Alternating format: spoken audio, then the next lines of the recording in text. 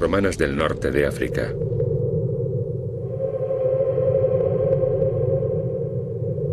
Excavando en África septentrional, los arqueólogos hallaron un gran número de asombrosos monumentos, así como enormes cantidades de sencillos utensilios como jarras, vasijas y aperos de labranza. De todo ello se deduce que en aquellos tiempos el desierto que hoy contemplamos debía de comenzar mucho más al sur. Los relatos de viajes de la antigüedad describen vastas extensiones de tierras fértiles regadas por caudalosos canales que discurrían entre el desierto y el litoral de los actuales Marruecos, Argelia y Túnez. Gracias a su floreciente agricultura, entre los siglos I y IV de nuestra era, el norte de África gozó de un período de prosperidad que permitió el enriquecimiento de muchos. Acompáñennos en nuestra exploración de esta opulenta y tenaz civilización. Descubran con nosotros sus fascinantes ciudades y lujosas villas y el estilo de vida de unas gentes que conocieron una época única.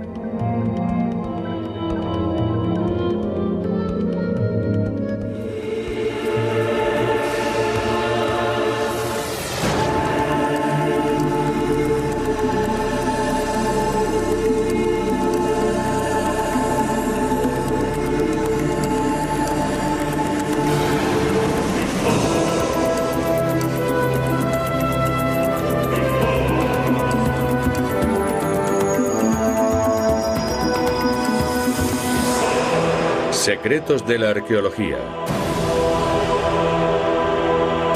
El Imperio Romano en África. En África, los territorios del Imperio Romano abarcaban desde el actual Marruecos hasta el moderno Egipto. Feraces tierras de cultivo se extendían por la Mauretania Tingitana, el moderno Marruecos, Numidia y la Mauretania Caesarensis, cuyos territorios se corresponden con la actual Argelia, y África Proconsularis, hoy Túnez. Esta arcaica inscripción se descubrió en Mactar, Túnez. Se trata de una autobiografía de la época. Nací de familia pobre y he vivido del cultivo de mis campos desde el día en que nací. Ni mis tierras ni yo hemos conocido jamás un momento de reposo. Después, abandoné mi pueblo y trabajé por cuenta ajena durante 12 años, labrando la tierra bajo el sol abrasador. Más adelante llegué a ser capataz de una cuadrilla de segadores y dirigí peones agrícolas durante 11 años. Ahorré el dinero suficiente para comprar una casa y tierras de labor. Hoy vivo cómodamente y tras recoger los frutos del trabajo de toda una vida, también he hecho carrera en la administración del Estado. De humilde campesino he ascendido a magistrado supremo. Hombres, aprended a vivir honradamente. Quien vive sin engañar a los demás, merece morir colmado de honores. La inscripción cobró celebridad como testimonio histórico de este periodo. Demostraba que era posible adelantar en la escala social y amasar una fortuna partiendo de la nada.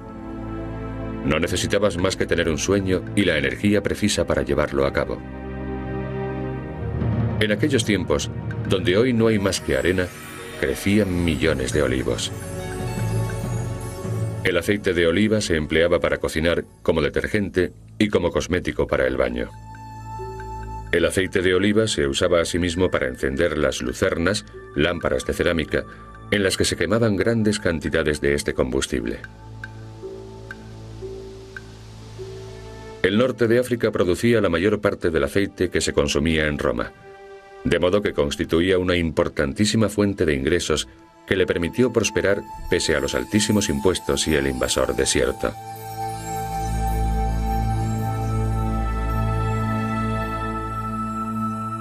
Los baños termales y las piscinas se encontraban en grandes complejos públicos de diverso nivel de lujo. En el sitio arqueológico de Banassa, en Marruecos, se hallaron 6 termas.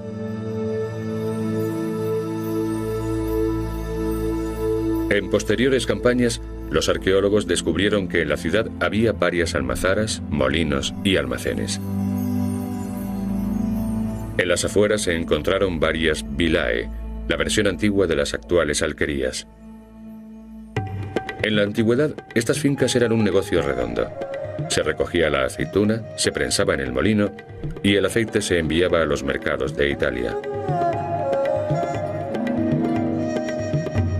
Las termas cubrían las necesidades de los terratenientes, aunque también las de los campesinos y peones que desearan disfrutar de las comodidades de la ciudad, solazarse, descansar de su pesado trabajo y refugiarse del agobiante calor africano. Como muchos agricultores de nuestros días, los peones eran temporeros, de modo que se desplazaban allá donde hubiese trabajo, lo cual podía suponer viajar a lejanas tierras donde la economía fuese más boyante. Los temporeros cubrían largas distancias en caravana. Uno de los destinos más concurridos era África Proconsularis, el actual Túnez. Allí se encontraba una de las más prominentes urbes de la época, Tisdro, su capital, hoy llamada El Djem.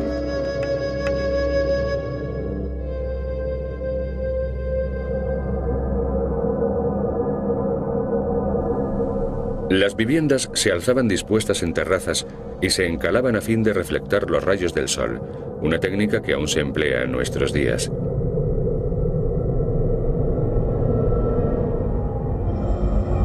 Pero la mayor maravilla arquitectónica de la ciudad era el anfiteatro de Tisdro, construido en el año 230 después de Jesucristo. Si exceptuamos el anfiteatro Flavio de Roma, el afamado Coliseo, tan solo el anfiteatro de Capua aventaja en tamaño al de Tisdro. Se trata del más colosal edificio romano erigido fuera de la península itálica.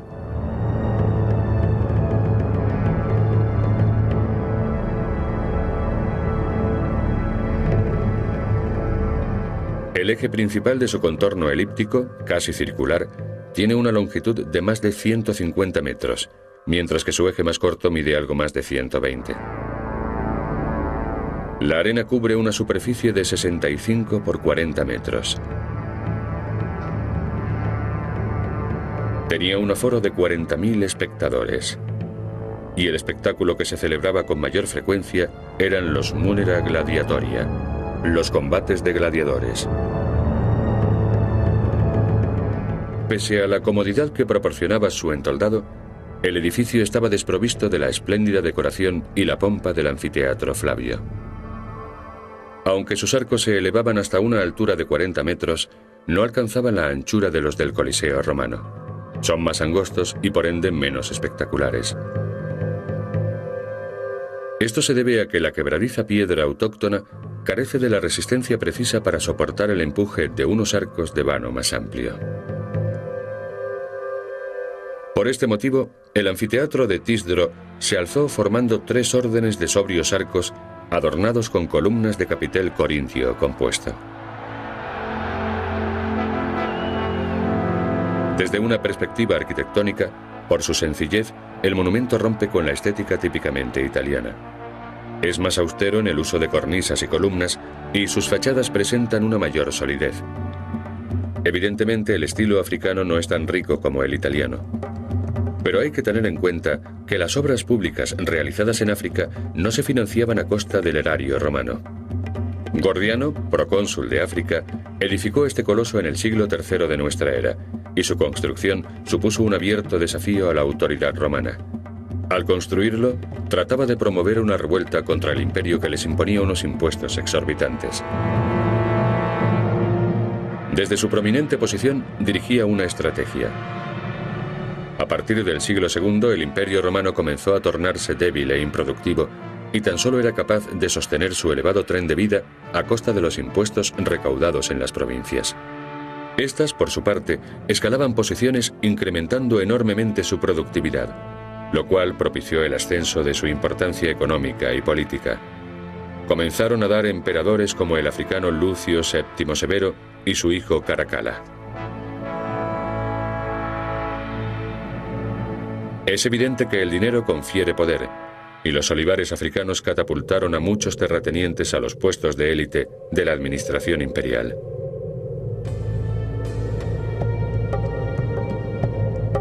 En otra región de Túnez, bajo las arenas del desierto, los arqueólogos hallaron un nuevo paradigma de la importancia que otorgaba esta cultura al entretenimiento.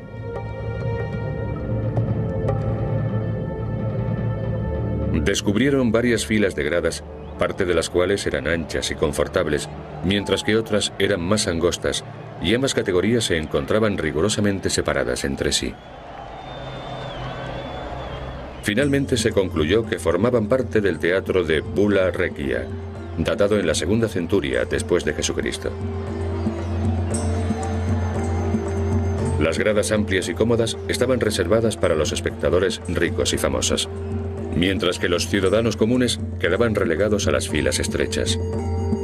Comparada con Tisdro, la capital de África proconsularis, Bula Rekia era una ciudad provinciana. Como era de suponer, el comercio olivarero era el principal motor de su economía. Las abundantes tierras de labor que circundaban la ciudad constituían un tentador lugar de asentamiento para quienes quisiesen lucrarse con la agricultura.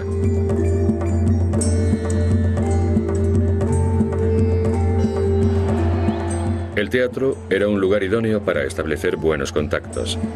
Tras la función, podías codearte con los personajes más influyentes de la ciudad bajando a las dependencias de recepción. Mas una cuestión desconcertaba a los arqueólogos. ¿Cómo es que una ciudad dotada de un teatro de tales dimensiones tenía un casco urbano tan relativamente reducido y compuesto por modestos edificios? ¿Dónde se encontraban las mansiones de los potentados y la nobleza? Uno de los hallazgos que contribuyeron a arrojar luz sobre este enigma fue este mosaico en el que se encuentran representados Venus y Cupido cabalgando a lomos de sendos delfines. Es el orgullo de Bula Rekia y uno de los más bellos ejemplos del arte musivo africano. No obstante, su descubrimiento planteaba una nueva incógnita. Aunque se trataba de un mosaico de exquisita factura, había aparecido en el sótano de una morada aparentemente sin pretensiones y desprovista de cualquier clase de lujo. La resolución del misterio condujo al descubrimiento de una tipología constructiva única en su género. Las domus de Bula Rekia, datadas en el siglo III después de Jesucristo, constan de una planta baja relativamente sencilla y de un sótano lujoso y ornamentado, excavado a 5 metros de profundidad, donde sus moradores se resguardaban del sofocante calor africano. Durante el día, las familias acomodadas hacían su vida en la cueva y por las tardes, cuando hacía más fresco, se trasladaban a la planta superior.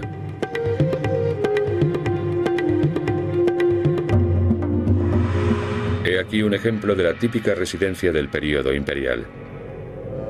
Se compone de 10 estancias y perteneció muy probablemente a un senador que vivía en ella con su familia y un buen número de sirvientes. La parte visible de la casa, con una superficie de algo menos de 750 metros cuadrados, se articulaba en torno a este peristilo, la mayor columnata de la domus.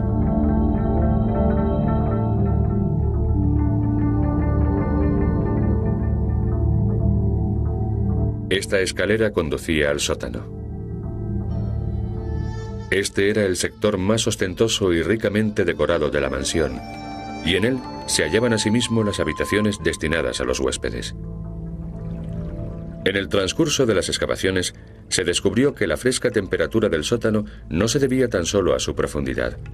Los romanos se sirvieron de una técnica revolucionaria comparable con el moderno aislamiento térmico. Estas bóvedas de arista están dotadas de una cámara de aire que las separa del caluroso piso superior. Las cimbras empleadas en la construcción de las bóvedas no eran de madera, ya que este material debía de escasear en África, sino de barro. Para ser más exactos, se utilizaban unos tubos de arcilla conectados entre sí que se colocaban entre el suelo de la planta superior y el enlucido de la bóveda.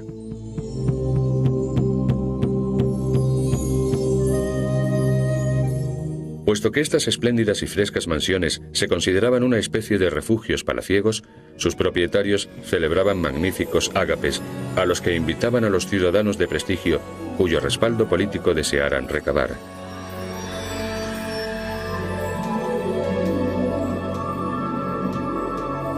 Posiblemente, la dependencia principal de la vivienda era el triclinium. Pese a su apariencia de burdel, con su lujoso mobiliario, sus deliciosos mosaicos y sus sugerentes divanes, en realidad se trataba del comedor. Los asistentes al banquete comían recostados en sus triclinios, dispuestos en torno a una mesa fastuosa. Los festines de la nobleza africana eran algo digno de contemplarse. Así los describe Apuleyo, un escritor númida. En el triclinium me encontré con un buen número de invitados, la flor y nata de la aristocracia de la ciudad. Mesas suntuosamente dispuestas, resplandecientes por los reflejos del cedro y el marfil, triclinios tapizados de telas entretejidas con hilos de oro, jóvenes de cabellos rizados sirviendo vino añejo en cálices cuajados de piedras preciosas. Allí podía encontrarse cualquier cosa, aun lo imposible.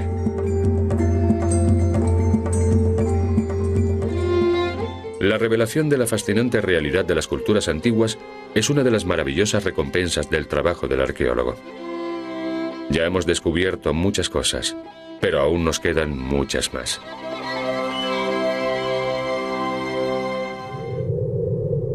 La arqueología no se limita al estudio de obras monumentales como templos, anfiteatros y tumbas. Benjamin Franklin acuñó la frase: "El hombre es un animal que fabrica herramientas". El arqueólogo debe ver más allá de las grandes construcciones y analizar otros materiales de uso común. Y así es como logra ofrecernos la abundante información de la que hoy disponemos. Aquí tenemos una prensa de aceite, una piedra de molino perfectamente preservada, descubierta en Volubilis, la capital de la Mauretania Tingitana, más o menos coincidente con el actual territorio marroquí. Gracias a hallazgos como este, el Museo de la Civilización Romana, en Roma, y otras instituciones han logrado realizar fieles reproducciones de útiles de la antigüedad, así como recrear actividades profesionales hace tiempo desaparecidas. Con el auxilio de textos de la época, los arqueólogos han conseguido determinar la trascendencia del comercio del aceite de oliva y, partiendo de esa base, comprobar cómo el aceite proporcionaba dinero y el dinero poder.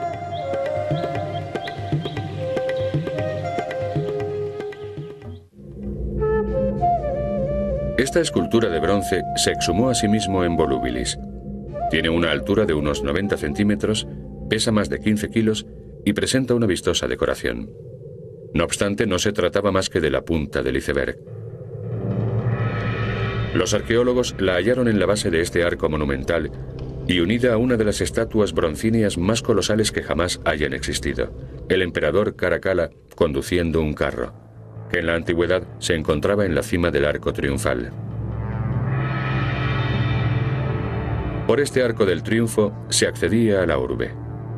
Al entrar en la ciudad, recorrías el Decumanus Maximus, jalonado de tiendas e hirviente de actividad y tráfico rodado. Volubilis era la capital administrativa de la Mauretania Tingitana, la provincia productora de los cereales con que se abastecía la metrópolis romana. El foro, así como la basílica que lo dominaba, eran los centros de decisión política, donde se discutían y aprobaban importantes resoluciones, como por ejemplo las medidas concernientes a las vecinas tribus bereberes a las que el imperio jamás logró sojuzgar.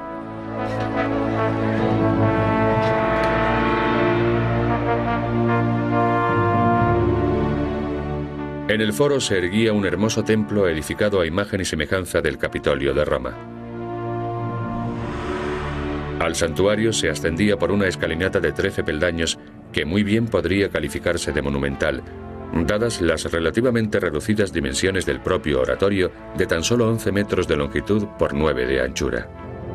Al igual que el Capitolio romano, el templo estaba dedicado a la tríada capitoliana, Júpiter, Juno y Minerva, a quienes se encomendaban los senadores, suplicando su auxilio en sus carreras políticas.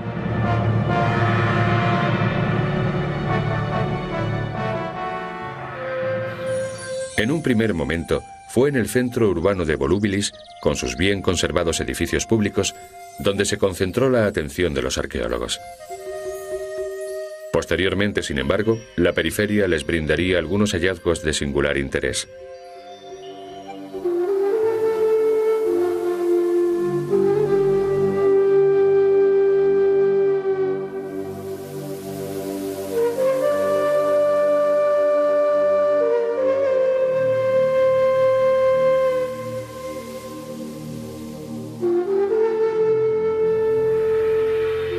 Todas las viviendas de Volubilis datan de los siglos II y III de nuestra era. La casa del efebo, la cual debe su nombre al descubrimiento de esta magnífica estatua de bronce que representa a un joven, perteneció a un próspero olivarero.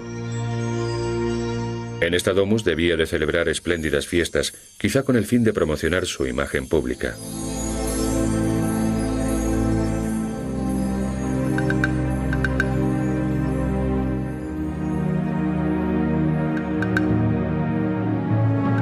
Esta es la maravillosa casa de las columnas, con su impluvium circular.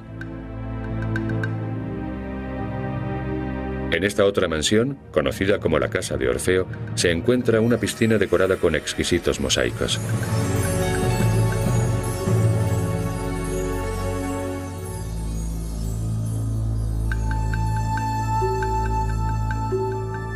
La señorial Casa del Caballero, como la mayor parte de las domus de la urbe, estaba repleta de estatuas broncíneas que hoy se exhiben en el Museo Arqueológico de Rabat, la capital marroquí.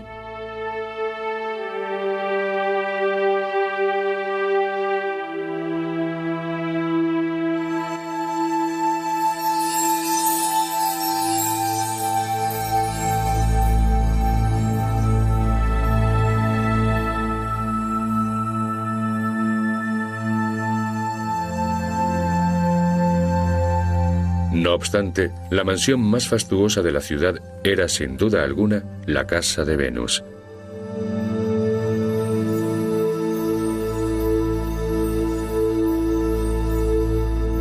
En ella se encuentran algunos de los mejores mosaicos del norte de África. Un carro tirado por ocas. La escena en que el cazador Acteón sorprende a Diana bañándose.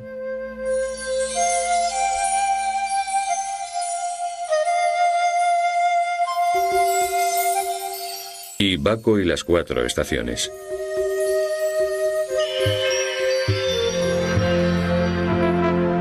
Estos dos bustos de bronce también se hallaron en la casa del cortejo de Venus. Uno de ellos, con sus característicos rasgos romanos, es un retrato de Marco Porcio Catón, Catón el joven. Mientras que el segundo es de origen inequívocamente africano. Se trata del ilustrado rey númida Yuba II. Ambos personajes dan testimonio del mestizaje racial que floreció en África septentrional y de las civilizaciones que de él resultaron.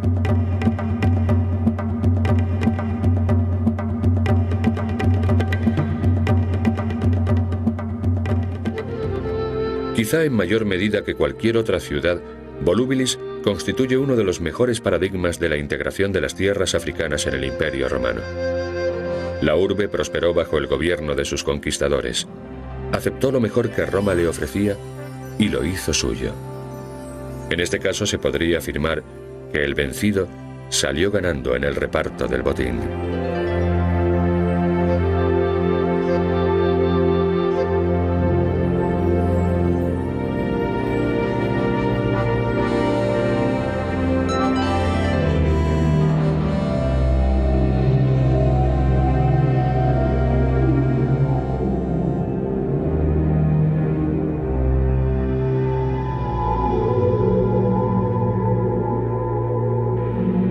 Tierras de cultivo se extendían por la Mauretania tingitana, el moderno Marruecos, Numidia y la Mauretania caesarensis, cuyos territorios se corresponden con la actual Argelia, y África proconsularis, hoy Túnez. Esta arcaica inscripción se descubrió en Mactar, Túnez. Se trata de una autobiografía de la época. Nací de familia pobre y he vivido del cultivo de romanas del norte de África.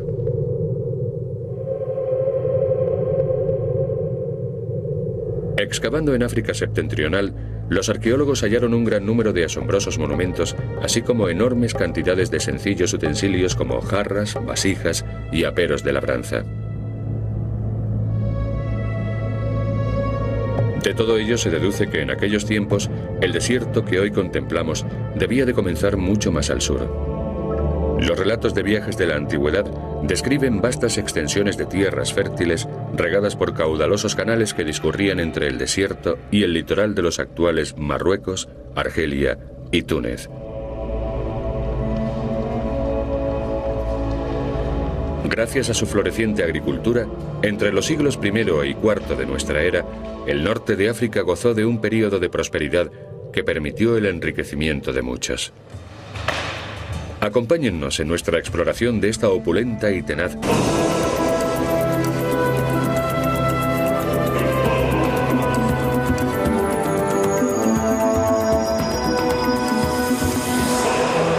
secretos de la arqueología. El Imperio Romano en África. En África, los territorios del Imperio Romano abarcaban desde el actual Marruecos hasta el moderno Egipto. Feraz civilización. Descubran con nosotros sus fascinantes ciudades y lujosas villas y el estilo de vida de unas gentes que conocieron una época única.